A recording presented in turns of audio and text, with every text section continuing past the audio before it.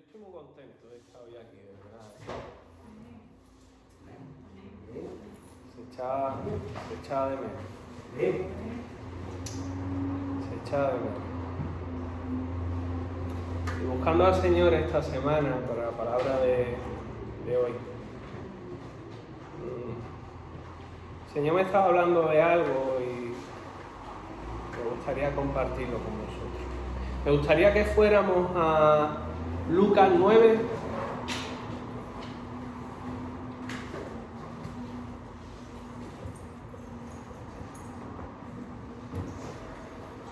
Versículo 62.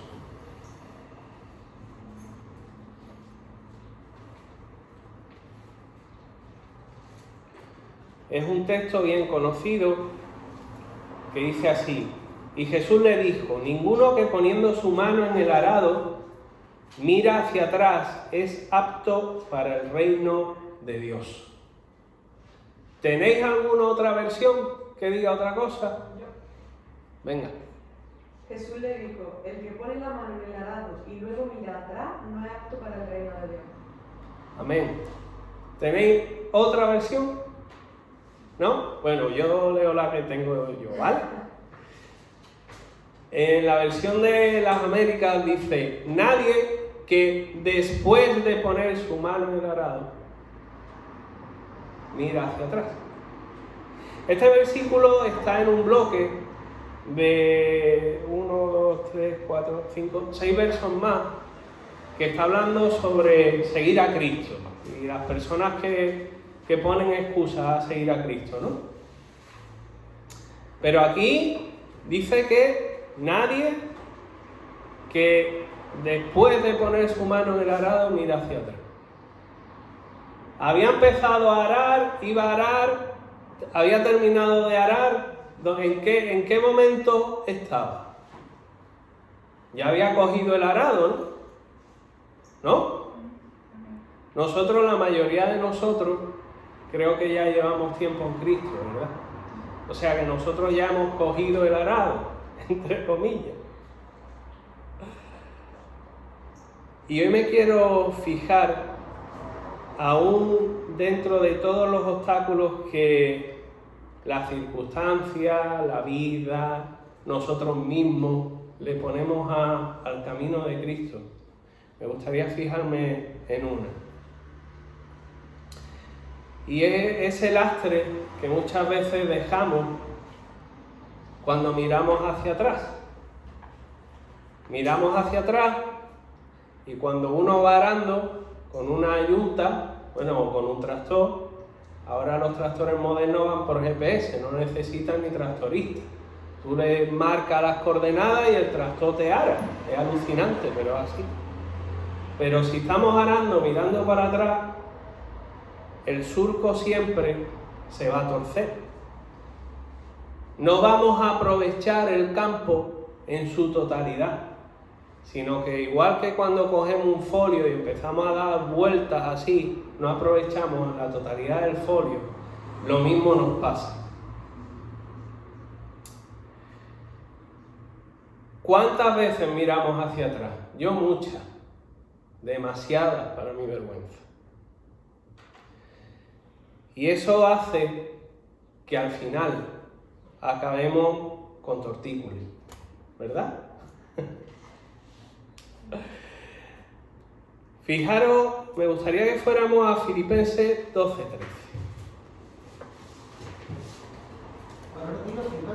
Filipenses 3:12.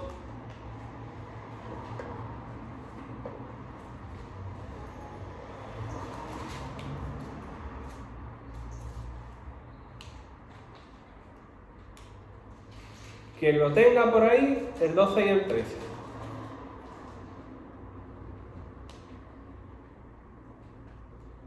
No que lo haya alcanzado ya, ni que ya sea perfecto, sino que prosigo por ver si no así de aquello por lo cual fui Cristo. Fui también asido por Cristo Jesús. Hermanos, yo mismo no pretendo verlo ya alcanzado, pero una cosa hago, olvidando ciertamente lo que queda atrás y extendiéndome a lo que está por delante. Amén. Pablo se puso una meta. Así aquello para lo que también fui asido por Cristo. En el 14 dice, prosigo a la meta, al premio del supremo llamamiento de Dios en Cristo Jesús. ¿Cuál es la meta del cristiano? Llegar a estar con Cristo, ¿verdad? Dice la palabra también que muchos pasaremos como por fuego, ¿no? Que conseguiremos la meta, llegaremos, pero de estos que llegan ya casi cuando ya están recogiendo. ¿Habéis visto las carreras? Las carreras, cuando montan una carrera, eso después lo recogen, eso no se queda ahí para siempre, sino que la meta la quitan. Pues muchas veces llegamos y casi que vamos a llegar cuando ya están recogiendo. Pero Pablo se propuso una meta y se propuso lo siguiente, olvidando ciertamente lo que queda atrás. ¿Y qué es lo que queda atrás? El pasado, ¿verdad? Y vamos a olvidar nuestra vida pasada, ¿verdad?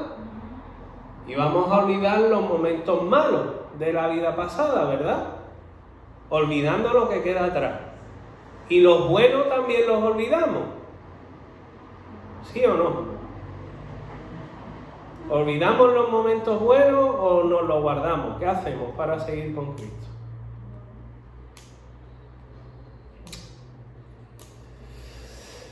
El pasado tiene dos vertientes. Yo lo voy a resumir a grosso modo en dos bloques. Las cosas buenas y las cosas malas. No, porque yo lo voy a dividir así, las cosas buenas y las cosas malas. Las cosas malas, cuando miramos hacia atrás, ¿qué nos producen? Dolor. A lo mejor nos produce condenación. A lo mejor nos produce rabia por haber perdido el tiempo, por haber hecho daño. A lo mejor nos produce rabia y no muy buenos pensamientos, no voy a decir otra palabra, hacia aquellos que nos dañaron. Pero eso es lo que producen las cosas malas. A lo mejor también nos sirven para aprender, ¿eh? Pero ¿y las cosas buenas que producen? Las cosas buenas que vivíamos. Ay, que en Egipto teníamos trigo, ¿no? Ay, yo me acuerdo cuando empecé a caminar en Cristo, pero ahora ya no es lo mismo. Yo creo que el Señor no cambia, el Señor es el mismo ayer, hoy, por los siglos. Sin embargo, añorar el pasado nos estanca.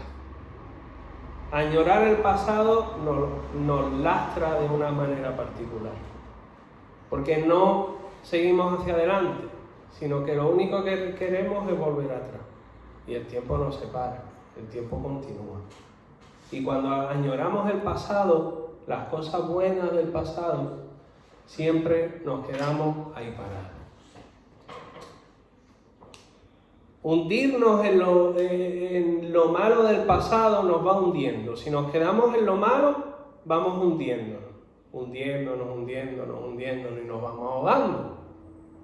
Yo hace poco recordaba con mi tía que fui al campo a coger espárragos con mi padre y con mi tío, y metí el pie en un arroyo y empezó aquello a hundirse para abajo, y no había forma de que yo pudiera sacar los pies, y ahora cuanto más tiraba y me tuvieron que sacar.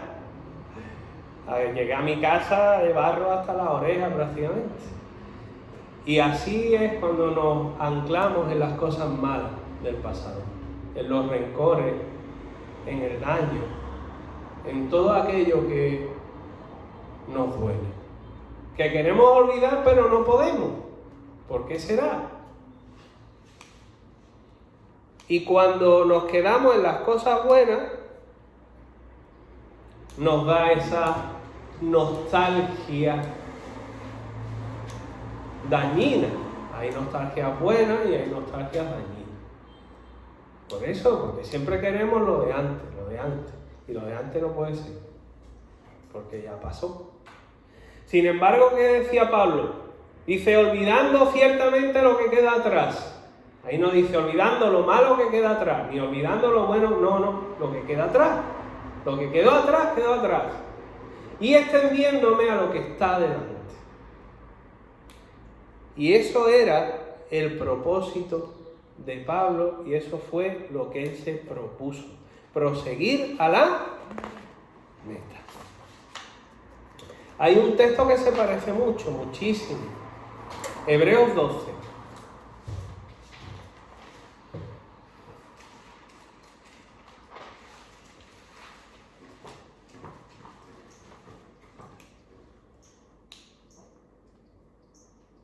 Hebreos 12 del 1 al 2. Que lo tenga, si lo puede leer, se lo agradezco.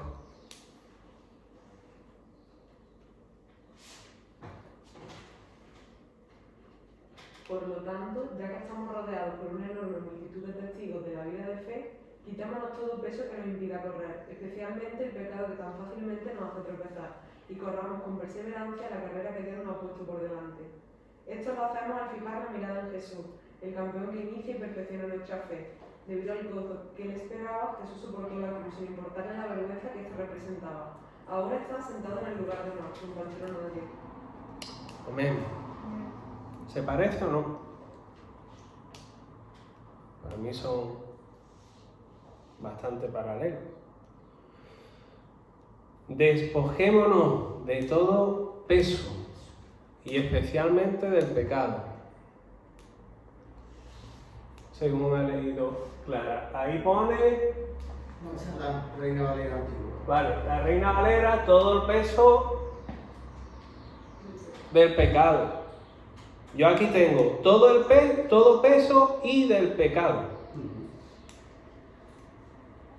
Entonces, hasta donde yo llegue a mi entendedera, hay un peso y está el pecado, ¿no? Según algunas versiones. El peso a lo mejor no son pecados, pero es la carga esa que nos asedia, que nos lastra y que no nos deja continuar.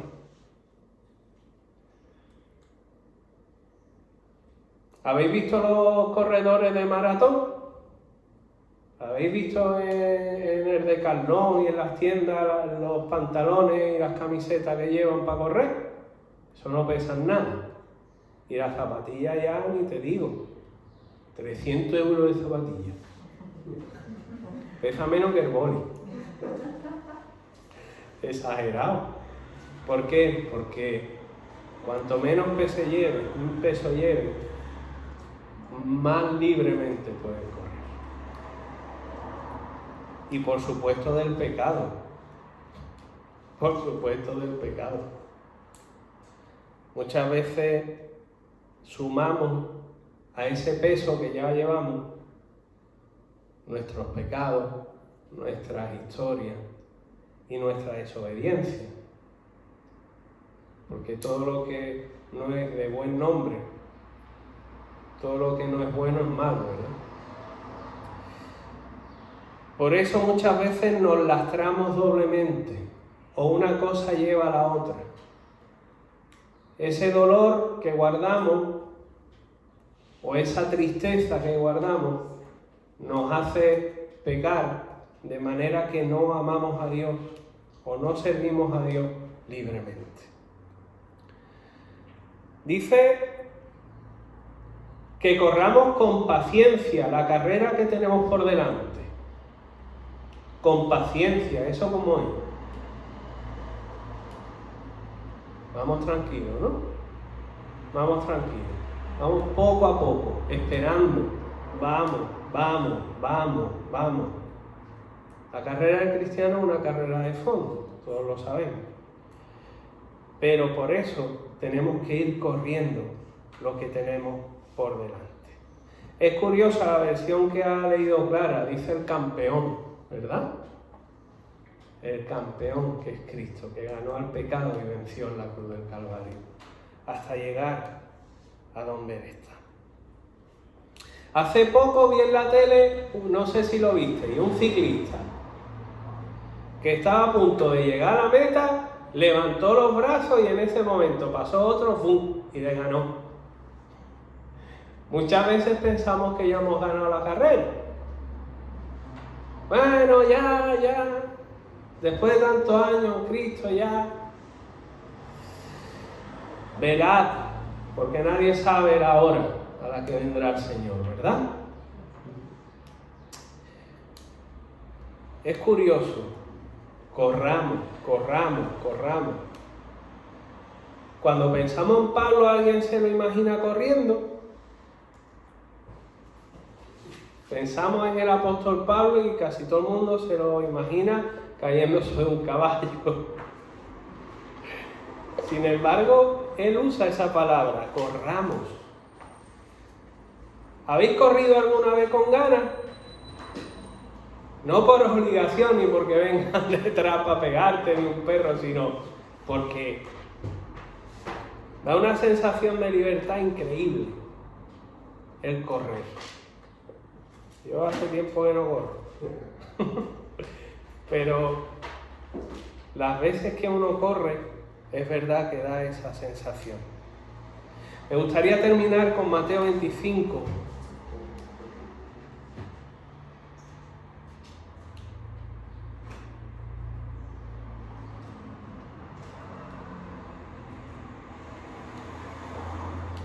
Versículo 23.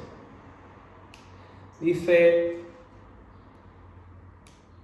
y su Señor le dijo: bien, buen siervo y fiel. Sobre poco has sido fiel, sobre mucho te pondré. Entra en el gozo de tu Señor.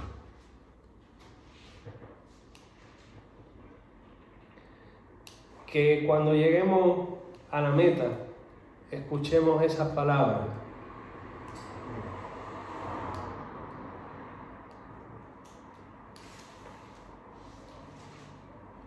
Entra en el gozo de tu Señor.